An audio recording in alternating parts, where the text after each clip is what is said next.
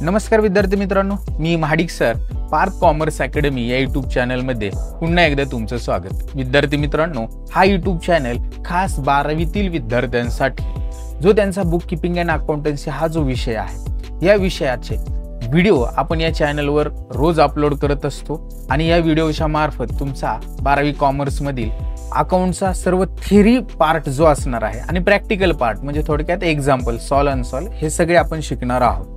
विद्यार्थी मित्रांनो, लास्ट व्हिडिओमध्ये आपण ट्रेडिंग अकाउंट म्हणजे काय, ट्रेडिंग अकाउंटचं नेचर कोणतं आहे, ट्रेडिंग अकाउंटच्या डेबिटला कोणते एक्सपेन्सेस रेकॉर्ड करायचे, ट्रेडिंग अकाउंटच्या क्रेडिटला कोणते एक्सपेन्सेस रेकॉर्ड करायचे, ह्या सगळ्या गोष्टी पाहिलेल्या होत्या। विद्यार्थी मित्रांनो, तुम्ही जर लास्ट व्हिडिओ आपले बघितले नसतील, आपण लास्ट व्हिडिओमध्ये पार्टनरशिपच्या संदर्भातल्या प्रोव्हिजन समजून घेतलेले आहेत, पार्टनरशिप डीड म्हणजे काय समजून घेतलेले। जे लास्ट व्हिडिओ आपले झालेले आहेत, या व्हिडिओची प्लेलिस्टची लिंक डिस्क्रिप्शन बॉक्समध्ये दिलेली आहे, तिथं जाऊन तुम्ही लास्ट व्हिडिओ सगळे बघू शकता।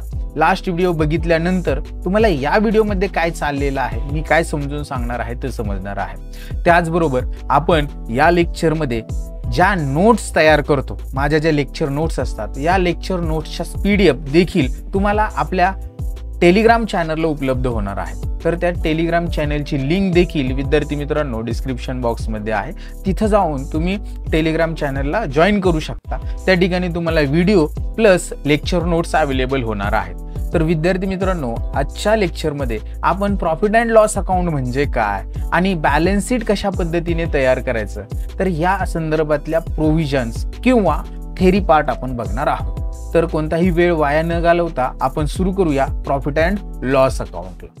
विद्यार्थी मित्रांनो, profit and loss account is the type of nominal account. बघा, पहिलेच सेंटेन्सेस काय सांगितले त्यांनी की प्रॉफिट अँड लॉस अकाउंट कोणता अकाउंट आहे, नॉमिनल अकाउंट आहे। नॉमिनल अकाउंटचा रूल आपण 11वी मध्ये गोल्डन रूल ज्यावेळेस शिकलो त्यावेळेस शिकलेला आहे की नॉमिनल अकाउंटचा रूल काय सांगतो आपल्याला, debit all expenses and losses, म्हणजेच डेबिटला काय लिहा तुम्ही सगळे एक्सपेन्सेस लिहा, क्रेडिटला इन्कम अँड गेन्स लिहा। Debit all expenses and losses, credit all income and gains, म्हणजेच प्रॉफिट अँड लॉस अकाउंट हे सुद्धा इन्कम अँड एक्सपेन्सेस स्टेटमेंट आहे। Profit and loss account is a main account of income statement. बघा, त्यांनी काय सांगितलंय की हे प्रॉफिट अँड लॉस अकाउंट जे आहे ना, ते त्या फर्मचं मेन अकाउंट असणार आहे, कशाच्या संदर्भातलं, मेन इन्कम स्टेटमेंट असणार आहे। It is prepared to ascertain net profit or net loss suffered by the business concerned during the accounting year। म्हणजे हे प्रॉफिट अँड लॉस अकाउंट का तयार करायचं, काय पर्पज आहे किंवा काय ऑब्जेक्ट आहे प्रॉफिट अँड लॉस अकाउंटचा, to find out the net profit. Net profit काय आहे बिझनेसचा किंवा फर्मचा, आणि नेट लॉस काय, प्रॉफिट नसेल तर काय होऊ शकतो, लॉस होऊ शकतो। प्रॉफिट कधी असेल, क्रेडिट म्हणजेच इन्कम साइड जास्त असेल तर प्रॉफिट, आणि लॉस कधी असेल, डेबिट साइडची टोटल जास्त असेल तर लॉस असणार आहे। तर हे कशासाठी तयार करायचं, to find out net profit, profit किती झाला ते शोधण्यासाठी फर्मला, किंवा प्रॉफिट जर नाही झाला तर काय होऊ शकतो, लॉस, मग to find out the net loss. म्हणजेच profit and loss account prepare करण्याचा मेन ऑब्जेक्ट काय आहे, to find out net profit और net loss of the firm during the financial year. त्या आर्थिक वर्षामध्ये फर्मला प्रॉफिट झाला की लॉस, प्रॉफिट नेट प्रॉफिट म्हणजे निव्वळ नफा, नेट लॉस म्हणजे निव्वळ तोटा। आय होप क्लिअर असणार आहे। ऑल इनडायरेक्ट एक्सपेन्सेस, हे वाक्य खूप महत्वाचे बघा, all indirect expenses are recorded to the debit side. बघा, प्रॉफिट अँड लॉस अकाउंटच्या डेबिटला एक्सपेन्सेस अँड लॉसेस रेकॉर्ड करणार, पण कोणते, इनडायरेक्ट एक्सपेन्सेस रेकॉर्ड करणार। लक्षात घ्या, प्रॉफिट अँड लॉस अकाउंटच्या डेबिट साइडला इनडायरेक्ट एक्सपेन्सेस आपण रेकॉर्ड करणार, आणि क्रेडिट साइडला काय रेकॉर्ड करणार, as well indirect income are recorded to the credit side of this account. म्हणजे प्रॉफिट अँड लॉस अकाउंटच्या डेबिटला एक्सपेन्सेस रेकॉर्ड करणार कोणते, इनडायरेक्ट, क्रेडिटला इन्कम रेकॉर्ड करणार कोणते, इनडायरेक्ट। याच्या सारखंच ट्रेडिंग अकाउंट होतं, डेबिटला सुद्धा ट्रेडिंगच्या एक्सपेन्सेस रेकॉर्ड करायचं पण डायरेक्ट, आणि क्रेडिटला इन्कम रेकॉर्ड करायचं पण डायरेक्ट। प्रॉफिट अँड लॉसला काय, एक्सपेन्सेस डेबिटला परंतु इनडायरेक्ट, इन्कम क्रेडिटला परंतु इनडायरेक्ट। हा डिफरन्स समजून घ्या। The credit balance of these account, म्हणजे क्रेडिट बॅलन्स म्हणजे क्रेडिट म्हणजेच इन्कमची टोटल जास्त आहे, म्हणजेच इन्कम असणार आहे। The credit balance of these account show net profit which is to be transfer to capital account credit side. बघा क्रेडिट बॅलन्स जो असणार आहे, क्रेडिट बॅलन्स म्हणजे काय, credit total is more than debit total. म्हणजेच profit and लॉसचा credit balance जो असणार आहे तो कुठं ट्रान्सफर करायचा, कॅपिटल अकाउंटच्या क्रेडिट साईडला, किंवा कॅपिटल मध्ये तो नेट प्रॉफिट ऍड करायचा. म्हणजेच प्रॉफिट अँड लॉस अकाउंटचा जो क्रेडिट बॅलन्स त्याला आपण म्हणणार नेट प्रॉफिट, तो ट्रान्सफर करणार पार्टनर्स कॅपिटल किंवा करंट अकाउंटच्या क्रेडिटला. हा एक ऑप्शन आहे. इथं जर नाही केला समजा तर तो डायरेक्ट ऍड करायचा कॅपिटल मध्ये. आणि the debit balance of these account, debit balance जर असेल तर तो काय असणार आहे, नेट लॉस असणार आहे. तो काय असणार आहे, प्रॉफिट अँड लॉसचा नेट लॉस. तर हा नेट लॉस जो असणार आहे तो ट्रान्सफर कुठं करायचा, तर तो ट्रान्सफर करायचा कॅपिटल किंवा करंट अकाउंटच्या डेबिट साईडला. किंवा दुसरा ऑप्शन काय, डिडक्ट फ्रॉम द कॅपिटल. बघा आता आपल्याला प्रॉफिट अँड लॉस अकाउंटच्या बाबतीत एक 4-5 गोष्टी या ठिकाणी ह्या पॅराग्राफ मध्ये महत्वाच्या आहेत. पहिली गोष्ट म्हणजे काय, की प्रॉफिट अँड लॉस अकाउंट कोणता अकाउंट आहे, sir profit and loss account nominal account आहे. आम्हाला तुम्ही 10 वेळा घसा तोडून सांगितलेलं आहे, त्यामुळे आमच्या लक्षात राहील. Yes, profit and loss account nominal account. त्याच्या डेबिट साईडला काय रेकॉर्ड करणार आपण, ऑल इनडायरेक्ट एक्सपेन्सेस. आणि क्रेडिटला काय रेकॉर्ड करणार, ऑल इनडायरेक्ट इन्कम. हे कार प्रिपेअर करायचं trading profit and loss account to find out net profit. कशासाठी, नेट प्रॉफिट फाइंड आउट करण्यासाठी. प्रॉफिट नसेल तर काय, लॉस फाइंड आउट करण्यासाठी. आणि हे मेन स्टेटमेंट आहे कशाचं, इन्कम स्टेटमेंट आहे त्या फर्मचं. देन नेक्स्ट त्यांनी सांगितलंय जर क्रेडिट बॅलन्स असेल म्हणजे क्रेडिटची टोटल जास्त असेल तर तो काय असतो, नेट प्रॉफिट असतो. तो काय असतो, नेट प्रॉफिट. तो नेट प्रॉफिट कुठे ट्रान्सफर करायचा, कॅपिटल किंवा करंट अकाउंटच्या कुठे ट्रान्सफर करायचा, क्रेडिट साईडला. किंवा दुसरा मार्ग काय आहे, ऍड करायचा कॅपिटल मध्ये. जर डेबिट बॅलन्स असेल, डेबिट बॅलन्स म्हणजे नेट लॉस, तो कुठे ट्रान्सफर करायचा, कॅपिटल अकाउंटच्या डेबिट साईडला ट्रान्सफर करायचा. किंवा दुसरा ऑप्शन काय आहे, डिडक्ट करायचा कॅपिटल मधून. आय होप तुम्हाला हे प्रॉफिट अँड लॉस अकाउंटच्या बेसिक कन्सेप्ट समजला. तर आता ह्या प्रॉफिट अँड लॉस अकाउंटचा फॉर्मॅट काय असणार आहे, कशा पद्धतीने असणार आहे ते आपण बघणार आहोत. हा तुमच्या समोर विद्यार्थी मित्रांनो फॉर्मॅट आहे. तर फॉर्मॅटमध्ये इन द बुक्स ऑफ आपण लिहितो dash dash firm profit and loss account for the year ended. For the year ended आपण लिहायला विसरायचं नाही, 31 मार्च 2019, 20, 24 जे काही वर्ष असेल ते. आणि याची ही डेबिट साईड आहे. आत्ताच मी तुमच्याशी डिस्कस केले की डेबिट साईडला काय रेकॉर्ड केले जातात, एक्सपेन्सेस आणि लॉसेस रेकॉर्ड केले जातात.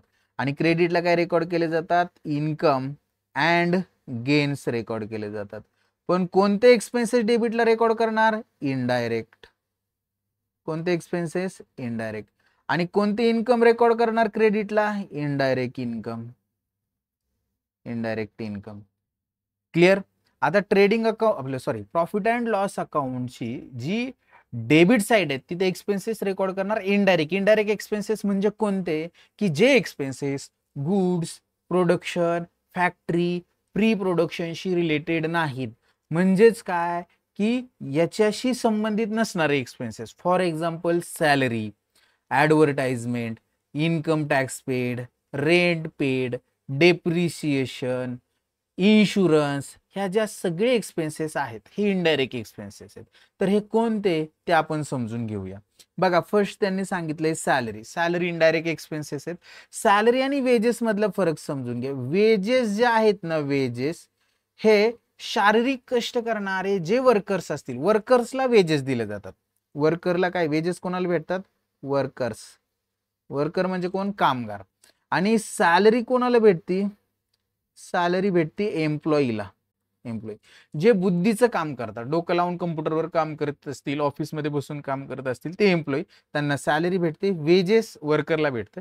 वेजेस हे डेली बेसिसवर म्हणजे रोजच्या रोज, मजूर ही रोजच्या रोज किंवा वीकली बेसिसवर पेड केली जाते. सॅलरी ही मंथली दर महिन्याला त्या कर्मचाऱ्याला दिली जाते. आय होप वेजेस म्हणजेच वेजेस कोणाला दिले जातात, वर्करला. आणि सॅलरी कोणाला दिली जाते, एम्प्लॉईला म्हणजे कर्मचाऱ्यांना. दोन्हीमधला डिफरन्स समजलेला असेल.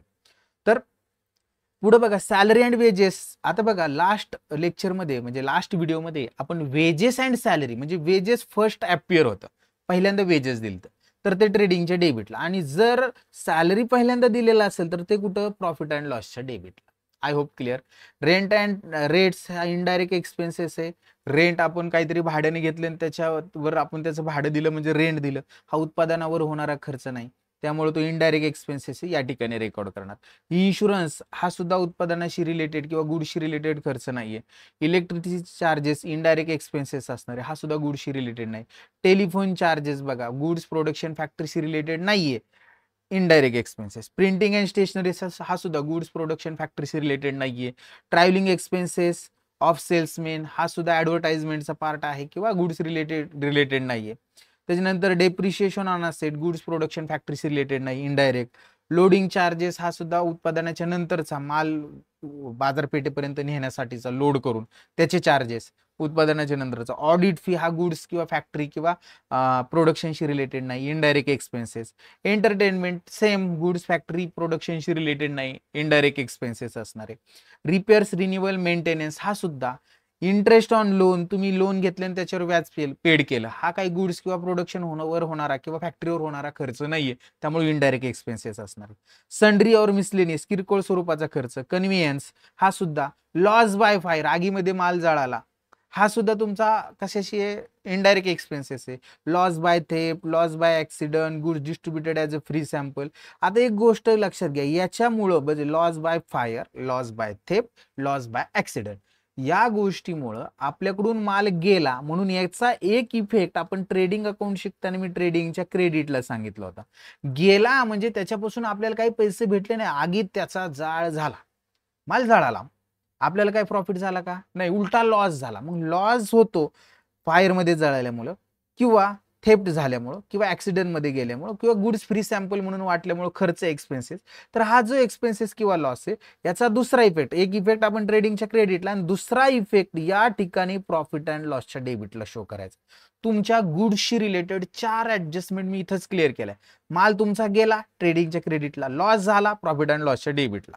Then next discount allowed. बघा तुम्ही माल विकताना तुमच्या कस्टमरला डिस्काउंट दिला तर हा तुमचा लॉस आहे किंवा त्याला आपण एक्सपेन्सेस म्हणू, हा आपला इनडायरेक्ट एक्सपेन्सेस आहे. प्रॉफिट अँड लॉसच्या कुठे लिहिणार, डेबिटला लिहिणार. देन नेक्स्ट अलाउन्स हा सुद्धा तुमचा उत्पादनाच्या नंतरचा आहे. ऍडव्हर्टाइजमेंट जाहिरात केली उत्पादनाच्या नंतरचा खर्च आहे, प्री प्रोडक्शन नाहीये. कॅरेज आउटवर्ड, बघा माल तयार केला तो वाहून बाजारपेठेपर्यंत घेऊन जायचा, त्याची वाहतूक करायची बाजारपेठेपर्यंत न्यायचा, ही जी वाहतूक आहे त्याला म्हणणार कॅरेज. आणि तो आउटवर्ड आहे, फॅक्टरी बाहेर घेऊन जायचा आहे बाजारपेठेपर्यंत, हा जो खर्च आहे तो इनडायरेक्ट आहे. Sales charges indirect. Bad debts कशाला म्हणायचं आता समजून घ्या, मी काय अजून बेसिक व्हिडिओ बनवणार आहे त्याच्यामध्ये तुम्हाला डेटर्स म्हणजे काय, ॲसेट म्हणजे काय, लायबिलिटी म्हणजे काय, एक्सपेन्सेस म्हणजे काय, कॅपिटल म्हणजे काय, ट्रान्झॅक्शन काय असतात, ह्या सगळ्या गोष्टी समजून सांगणार आहेत. त्या व्हिडिओची लिंक देखील मी तुम्हाला डिस्क्रिप्शन बॉक्समध्ये बेसिकची टाकून ठेवल, ती तुम्ही बघून ठेवा. आता हे जे बॅड डेब्ट्स आहेत हे काय असतात ते समजून घ्या.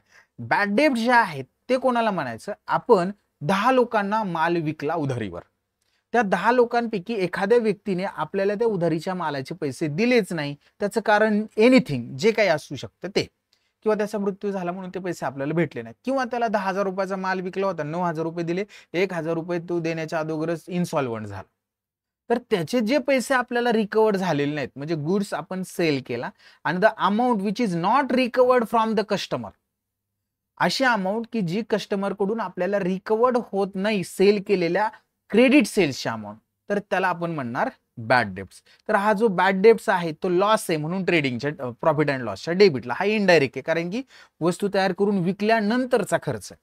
एक्सपोर्ट ड्युटी माल निर्यात करायचा तयार झाल्यानंतरचा खर्च आहे म्हणून इनडायरेक्ट. टॅक्सेस सुद्धा आपल्याला नंतरचाच खर्च आहे. जनरल एक्सपेन्सेस इनडायरेक्ट असणार आहे. ट्रेड एक्सपेन्सेस इनडायरेक्ट आहे.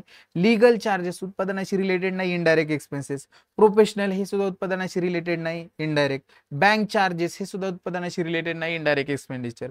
सॉलिसिटर फीज हा सुद्धा उत्पादनाशी रिलेटेड नाहीये. त्याच्यानंतर सेकंडरी पॅकिंग, बघा प्रायमरी पॅकिंग वेगळं आणि सेकंडरी म्हणजे काय, उत्पादन तयार झाले त्याला पॅकिंग करून आपण डायरेक्ट मार्केटमध्ये सेल करण्यासाठी पाठवणार आहे, त्याला सेकंडरी पॅकिंग असं म्हणणं.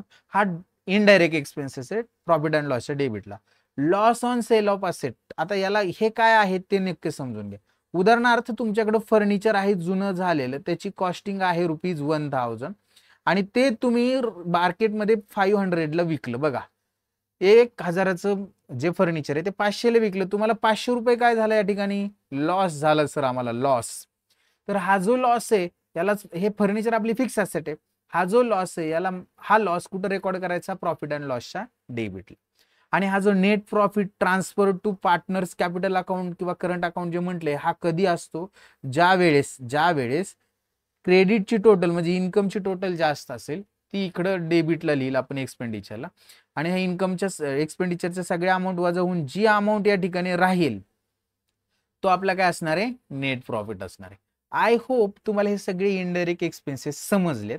आता याची जर लिस्ट बघितली तर ती भरपूर जास्त आहे, त्याच्यामुळे आपण फक्त लक्षात ठेवताना जर तुम्ही काय केलं, ट्रेडिंग अकाउंटला जे एक्सपेन्सेस दिलेले आहेत प्रॉफिट अँड ट्रेडिंग अकाउंटला डेबिट, ते डायरेक्ट एक्सपेन्सेस लक्षात ठेवले तर इनडायरेक्ट तुम्हाला आपोआप लक्षात येतील. आता क्रेडिटला काय रेकॉर्ड करणार प्रॉफिट अँड लॉसच्या, तर ग्रॉस प्रॉफिट आपल्याला कुठे लिहिणार, ट्रेडिंगच्या क्रेडिटला आपण लिहिणार, प्रॉफिट अँड लॉसच्या क्रेडिटला आपण लिहिणार आहोत. त्याच्यानंतर आपल्याला कमिशन भेटलं, कमिशन रिसिव्ड हा इनडायरेक्ट इन्कम आहे, हा इथं लिहिणार. डिस्काउंट रिसिव्ड हा सुद्धा इनडायरेक्ट इन्कम इथे लिहिणार, आपल्याला डिस्काउंट भेटला, प्रोडक्शनशी रिलेटेड नाही. इंटरेस्ट रिसिव्ड, बँकेत पैसे ठेवले तिथनं इंटरेस्ट भेटला, आपला इन्कम आहे, प्रोडक्शनशी रिलेटेड नाही. डिव्हिडंड रिसिव्ड, आपल्याकडचा प्रॉफिट किंवा आपल्याकडचे पैसे आपण एखाद्या कंपनीचे शेअर खरेदी करण्यासाठी गुंतवले आणि त्या कंपनीच्या शेअर्सवर आपल्याला डिव्हिडंड भेटला, तर हा आपला काय आहे, इन्कम आहे. हा प्रोडक्शन पासून, गुड्स पासून आपल्याला भेटलेला नाही किंवा सेल करून आपल्याला भेटलेला नाहीये, त्यामुळे हा इन्कम प्रॉफिट अँड लॉसच्या क्रेडिटला लिहिणार. रेंट रिसिव्ड हा सुद्धा आपण काही भाड्यानं दिलं आणि त्यातनं आपल्याला जर रेंट भेटलं तर हा इनडायरेक्ट इन्कम आहे, प्रॉफिट अँड लॉसच्या क्रेडिटला. मिसलिनियस रिसिप्ट हा सुद्धा प्रॉफिट अँड लॉसच्या क्रेडिटलाच. Net profit on sale of asset, बघा या ठिकाणी profit on sale of asset, asset विकली, इथं आता मी दिलं होतं की 1000 रुपयाचे असेट आहे, ते आपण कितीला विकली, 1500ला विकली, म्हणजे 500 रुपये आपल्याला प्रॉफिट झाला. हा फिक्स असेट्स विकतानीचा प्रॉफिट असणार आहे, तो आपण प्रॉफिट अँड लॉसच्या क्रेडिटला. आणि नेट लॉस कधी म्हणायचं, ज्या वेळेस आपल्याला डेबिट म्हणजे एक्सपेन्सेसची टोटल जास्त असेल ती क्रेडिटला लिहून जी बॅलन्सिंग फिगर येईल त्याला काय म्हणायचं, लॉस. या ठिकाणी शेवटी हे प्रॉफिट अँड लॉस अकाउंट संपल्यानंतर एक गोष्ट मी क्लिअर करतो की डेबिट बॅलन्स जर असेल प्रॉफिट अँड लॉसचा, डेबिट बॅलन्स म्हणजे काय, debit total is more than credit total. Debit balance जर असेल तर तो काय असणार आहे, तुमचा नेट लॉस असणार आहे. आणि क्रेडिट बॅलन्स म्हणजे हे क्रेडिट टोटल आहे इकडची, ही जर जास्त असेल तर तो काय असणार आहे, तुमचा क्रेडिट बॅलन्स नेट प्रॉफिट असणार आहे. काय असणार आहे, नेट प्रॉफिट. आणि नेट लॉस हा कॅपिटल मधनं लेस किंवा कॅपिटल अकाउंटच्या डेबिटला ट्रान्सफर करायचा. नेट प्रॉफिट हा कॅपिटल किंवा करंट अकाउंटच्या क्रेडिटला किंवा कॅपिटलमध्ये ऍड करायचा. I hope profit and loss account तुमचं क्लिअर झालेलं आहे. आपण फायनल अकाउंट मधले 2 महत्वाचे अकाउंट समजून घेतलं. पहिलं म्हणजे ट्रेडिंग अकाउंट, जे लास्ट व्हिडिओमध्ये समजून घेतलं, आणि या व्हिडिओमध्ये आपण समजून घेत आहोत प्रॉफिट अँड लॉस अकाउंट. आता याच्या पुढं आपल्याला जे समजून घ्यायचं आहे ते मेन एक स्टेटमेंट आहे, त्याला फायनान्शियल स्टेटमेंट म्हणतात, आणि त्या सुंदर अशा स्टेटमेंटचं नाव आहे बॅलन्स शीट. तर ही बॅलन्स शीट म्हणजे काय ते आपण समजून घेणार आणि त्याचा फॉर्मॅट समजून घेणार. बघा, बॅलन्स शीटची एक सुंदरशी डेफिनेशन आणि अतिशय सोपी डेफिनेशन केलेली आहे. काय सांगितलंय, the balance sheet is statement. Balance sheet हे अकाउंट नाही. तुम्हाला कुठेही इंटरव्ह्यूला जर प्रश्न विचारला की बॅलन्स शीट हे अकाउंट आहे का स्टेटमेंट आहे, तुम्ही शहाणे लोक सांगून टाकाल की सर अकाउंट आहे, चुकलं.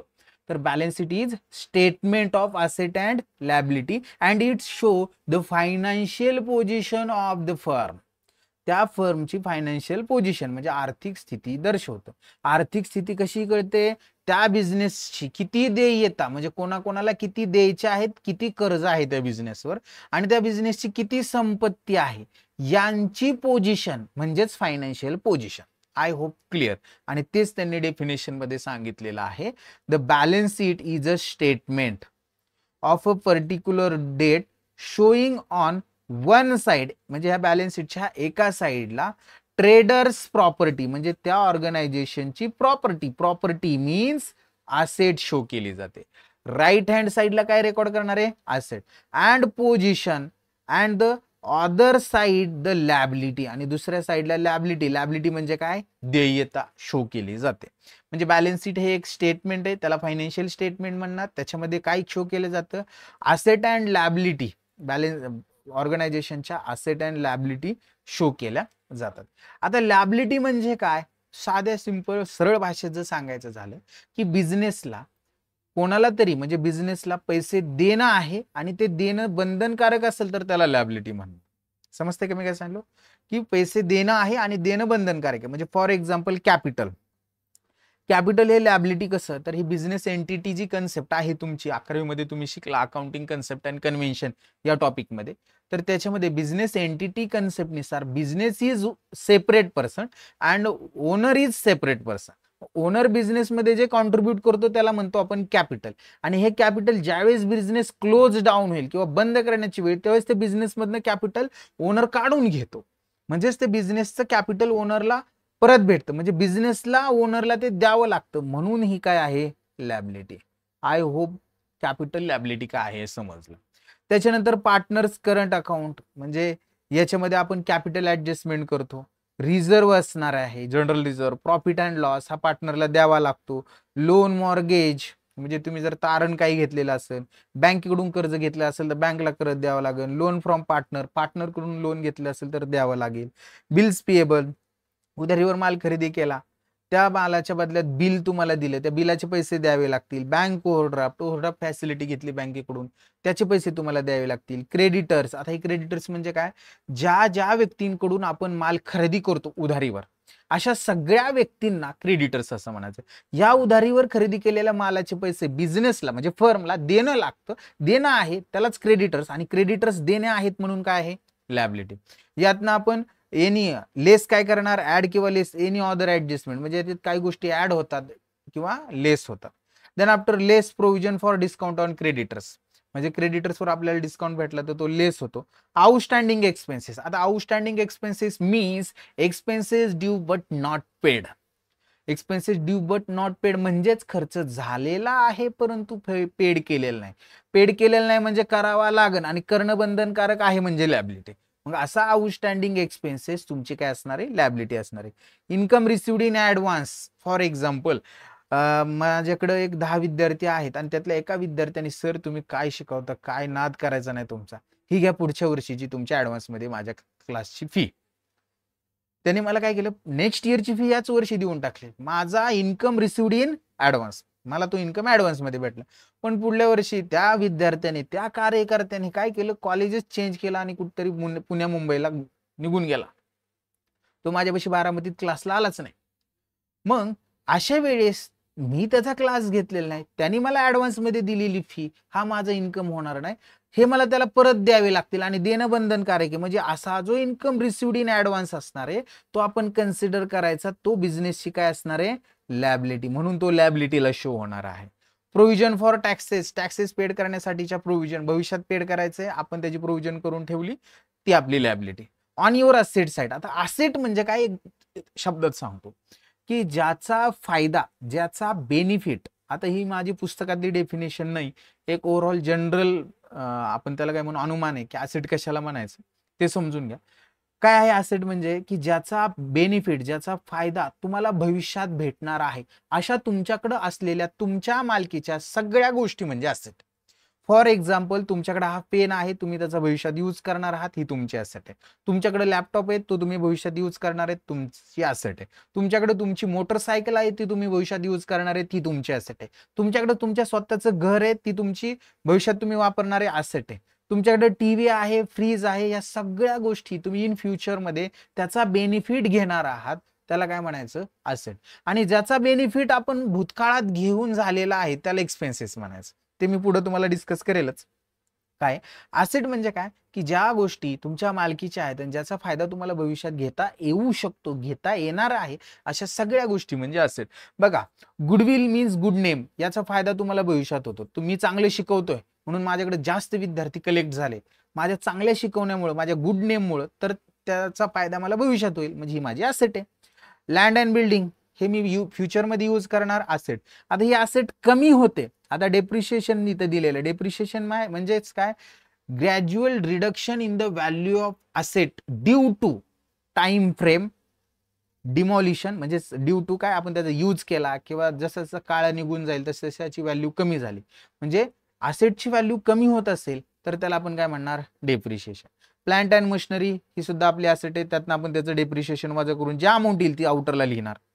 फर्निचर अँड फिक्चर ही आपली ऍसेट आहे, भविष्यात वापरणार, त्यातून त्याचं डेप्रिशिएशन वजा करून जी अमाऊंट येईल ती आपण आउटरला लिहिणार. इक्विपमेंट ही तुमची ऍसेट आहे, भविष्यात वापरणार, त्यातून त्याचं डेप्रिशिएशन वजा करणार आणि जी अमाऊंट येईल ती तुम्ही आउटरला लिहिणार. मोटर व्हेकल किंवा मोटर व्हॅन हे सुद्धा तुमचे ॲसेट आहे, त्यातून डेप्रिशिएशन वजा करून जे अमाऊंट येईल ते आउटरला लिहिणार. लीज होल्ड प्रिमायसेस, त्याच्यानंतर पेटेंट्स, आता हे सगळे डेप्रिशिएशन आहेत ते मी परत परत ते शब्द घेत बसत नाही, आपला व्हिडिओ लांब होईल त्याच्यामुळे. त्याच्यानंतर लूज टूल्स भविष्यात वापरणार आहात. इन्व्हेस्टमेंट, तुम्ही भविष्यात त्याचे पैसे विड्रॉ केले तर तुम्हाला त्याचा बेनिफिट भेटेल. स्टोअर किंवा स्पेअर पार्ट भविष्यात. प्रीपेड एक्सपेन्सेस, भविष्यातला खर्च अगोदरच पेड केला, याला म्हणायचं प्रीपेड. आणि त्या भविष्यातला एक्सपेन्सेस आता पेड केला पण फायदा भविष्यात होणार आहे, ज्याचा फायदा भविष्यात होतो ते आपले ॲसेट आहे. मग prepaid expenses asset. Outstanding income, outstanding म्हणजे इन्कम झाला परंतु अजून भेटलेला नाही, कधी भेटेल, उद्या, भविष्यात भेटेल, ज्याचा फायदा भविष्यात भेटेल, फायदा भविष्यात होईल, म्हणजे असा आउटस्टँडिंग इन्कम तुमची असेट असणार आहे. लोन्स अँड ॲडव्हान्सेस, तुम्ही लोन दिलं, ॲडव्हान्सेस दिले लोकांना, ते भविष्यात पैसे भेटतील, फायदा भविष्यात होणार, असेट. क्लोजिंग स्टॉक भविष्यात वापरणार, असेट. सन्ड्री डेटर्स कशाला म्हणायचं, तुम्ही ज्यांना उधारीवर माल विकला असे सगळे व्यक्ती म्हणजे डेटर्स. मग या उधारीवर विकलेल्या मालाचे पैसे तुम्हाला भविष्यात भेटणार आहे, म्हणजे तुमची ती काय आहे, असेट आहे. मग ह्यात म्हणजे त्या डेटर्सवर 100% तुमच्या पेपरला ऍडजस्टमेंट येणार. फायनल अकाउंट तुमच्या सिलेबसला टाकण्याचा मुख्य उद्देश हाच आहे की तुम्हाला हे ऍडजस्टमेंट समजा, एक 4-5 ऍडजस्टमेंट मी तुम्हाला सांगेल ज्यावेळेस आपले प्रॉब्लेम सुरू होतील त्यावेळेस. त्यासाठी तुम्हाला माझ्या चॅनलला सबस्क्राईब करावं लागणार आणि ते सगळे व्हिडिओ बघावे लागणार. मी अशा काही गोष्टी तुम्हाला शिकवताना सांगणार आहे की ज्या तुमच्या बोर्ड एक्झामच्या पेपरमध्ये 100% येणार, म्हणजे येणारच, ही ऍडजस्टमेंट असणारच. त्यामुळे प्रत्येक video, each and every video खूप केअरफुली बघायचा, अजिबात मिस करायचा नाही. आणि जर चॅनलला सबस्क्राईब केलेलं नसेल तर सबस्क्राईब करा. तुमच्या एका सबस्क्राईबमुळं मला मोटिवेशन भेटतं, मी जे तुमच्यासाठी हे सगळं करतोय त्याच्यासाठी मला प्रेरणा भेटते आणि अजून जोमाने करण्यासाठी, प्रेरणा भेटण्यासाठी तुमचा एक सबस्क्राईब, एक लाईक माझ्यासाठी खूप महत्वाचा असणार आहे. पुढं ह्या ऍडजस्टमेंट म्हणजे कोणत्या, बॅड डेब्ट्स असतील, provision for discount on debtors असेल, तर ह्या सगळ्यात यातून लेस ऍड करून डेटर्सची अमाऊंट आपण आउटरला लिहिणार. ते आपण पुढे बघणार आहोत कोणकोणते ऍडजस्टमेंट आहेत. इन्शुरन्स क्लेम रिसिवेबल, इन्शुरन्सचे पैसे आपल्याला रिसिवेबल म्हणजे आपला इन्शुरन्स क्लेम आहे त्याचे पैसे आपल्याला भेटणार आहेत, त्याला म्हणणार रिसिवेबल. भेटले नाहीत, रिसिवेबल आहेत म्हणून त्याला रिसिवेबल म्हणायचं, म्हणजे जे भेटणार आहे त्याला रिसिवेबल. तर ते भविष्यात भेटतील, फायदा भविष्यात असेल. बिल्स रिसिवेबल, आपण माल उधारीवर विकला, एक बिल तयार केले, त्याचे पैसे भविष्यात भेटतील, asset. Cash in hand, cash at bank, भविष्यात ते पैसे वापरणार, असेट. आणि पार्टनर्स करंट अकाउंट, त्याचा जर क्रेडिट बॅलन्स, आता इथे पार्टनर्स करंट अकाउंटचा हे चुकले त्यांच्याकडून, इथं डेबिट बॅलन्स पाहिजे होतं. डेबिट बॅलन्स असेल तर तो कुठे लिहिणार आपण, असेटला लिहिणार. तर आय होप तुम्हाला ही बॅलन्स शीट समजलेली आहे. त्याचबरोबर तुम्हाला याच्या अगोदर मी तुम्हाला प्रॉफिट अँड लॉस अकाउंट समजून सांगितले, हे देखील समजलेलं आहे. तर विद्यार्थी मित्रांनो, आज आपण इथंच थांबूया. तुम्हाला जर व्हिडिओ आवडला तर नक्की लाईक करा, तुमचा एक लाईक माझ्यासाठी प्रेरणा देऊन जातो. आज पुरतं एवढंच, आज आपण थांबूया. राहिलेला जो पुढचा भाग असणार आहे, आता आपण काय समजलं, ऍडजस्टमेंटचा भाग पुढच्या लेक्चरमध्ये समजून घेणार आहोत, फायनल अकाउंटच्या. ते अतिशय महत्त्वाचा भाग असणार आहे, त्यामुळे पुढचं जे व्हिडिओ असणार आहे, पुढचे जे व्हिडिओ आहेत ते बिलकुलही मिस करू नका. आज आपण थांबू. सर्वांना बाय.